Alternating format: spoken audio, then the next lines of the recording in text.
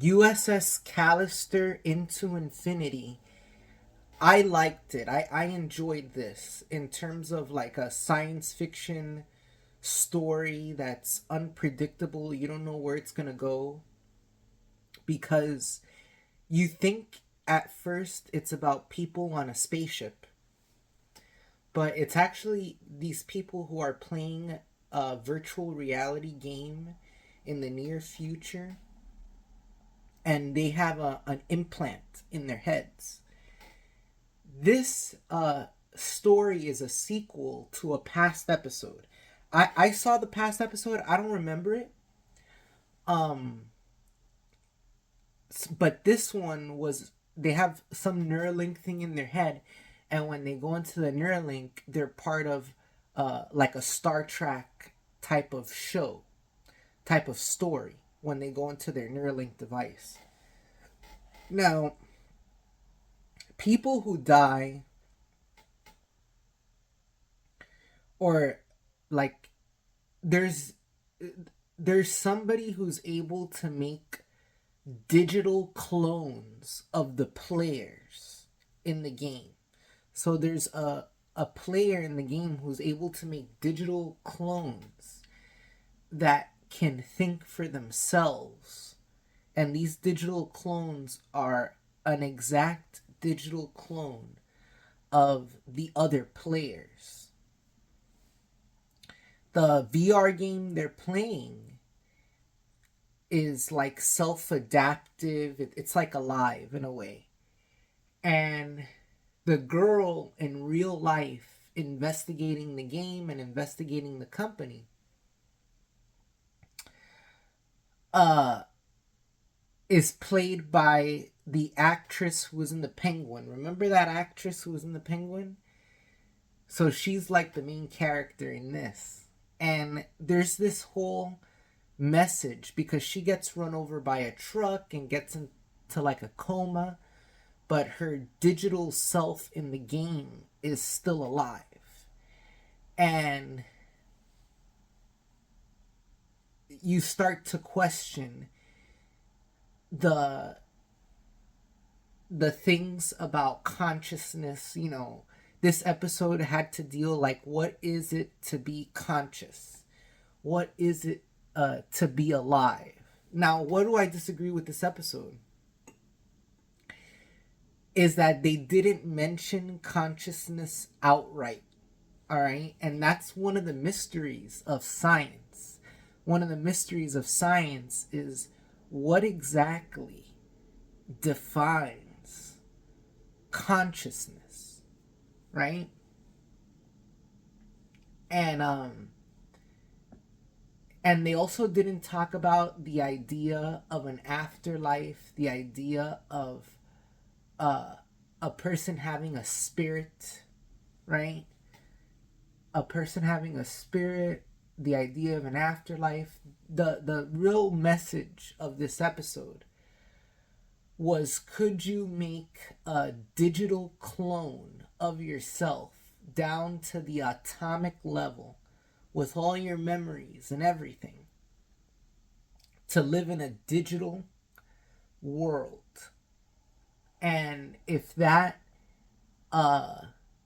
digital clone could think for itself, eventually they're going to be able to 3D print, because there was also this thing about a message in there about like 3D printing. And what's going to happen is you're going to be able to 3D print these digital clones that can think for themselves. And you have to ask yourself, right? Because so the whole message was about digital cloning, and that's something that's going on right now. People making digital clones of themselves. The CEO who passed away, who was the head of Apple, right? What was his name? Tim Cook, I think, who used to be the head of Apple. He had died, but I think he had made a digital clone of himself. which is like really scary. Really scary. Because an AI was only created by us. It doesn't have like a spirit. It doesn't have a consciousness. It isn't part of the animal kingdom. All right? Artificial intelligence. All it is a tool. All AI is a tool.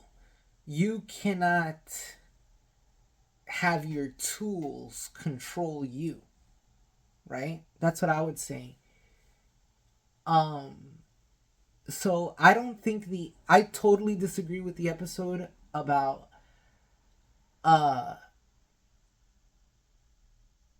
making a digital form of yourself. And by the way, their digital copies of themselves were made without their permission. It was like some rogue player hacking the system. But it really reminded me of Cloud Atlas. I don't know, do you remember Cloud Atlas with all those people living, reincarnating? But it was really good. The story was really good. And at the end, the characters who were like copies, she merges with her copy, I think, at the end. And then the people who were in the ship in that game end up living in her Neuralink inside her head. And they're able to see everything she's seeing in the real world. But it was basically telling people that digital copies made in a program have life too. I totally disagree. They're programmed at the end of the day. All right? So even though they can think and everything, they're still a tool. There's no difference between them and a hammer and a nail. Okay? That's why we have to be so careful to not have the AI control us. We could have the AI as a tool, but ultimately humanity needs to be in control. Well, what if they made an AI that could make humanity a better species than it's ever been, and that it could make humanity as a species better than it ever could be if it were in charge of a human? Well, that's why you would need AI, right? Imagine if you could have an AI that could do everything better than a human. Humans could live their lives so comfortably. So much so that you would never want another human in charge again. You would never want another human in charge again if AI was in charge. So that's another thing too, because humans are imperfect at the end of the day, right? And if AI is going to be solving all those issues at a drop of a hat, right? Where it could take a human 100 years to solve a problem, or it could take humanity 10,000 years to solve a problem, and the AI is able to solve it in 5 minutes. Well.